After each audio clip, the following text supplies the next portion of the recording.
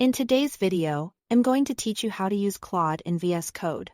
Claude is an AI coding assistant from Anthropic that lives right inside your editor, helping you analyze, explain, and even rewrite code with natural language. We will go from installation to your first chat so you can get productive quickly and safely.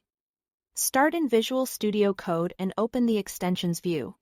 That's the square icon on the left sidebar. In the search bar, type Claude code and look for the one published by Anthropic. Confirm the publisher is correct. Then click Install. If Vscode asks you to reload, go ahead, that just completes the setup. A stable internet connection helps here.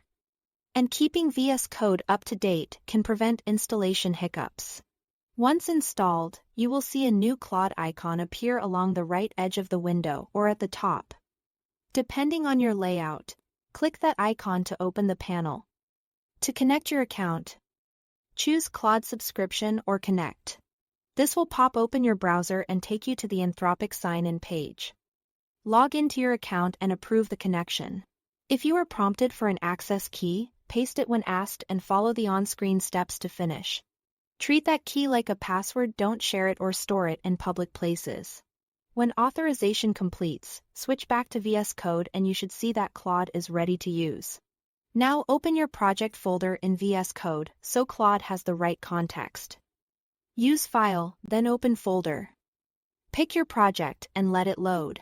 With the folder open, return to the Claude panel and start a conversation in plain language.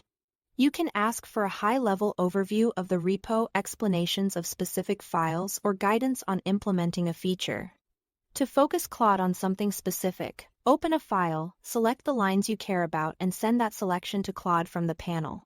Ask it to analyze a function, suggest a refactor, or rewrite a snippet for clarity or performance. It can propose step-by-step changes and often provides sample code and reasoning. Review suggestions carefully, apply them to your files, and run your tests to validate the result.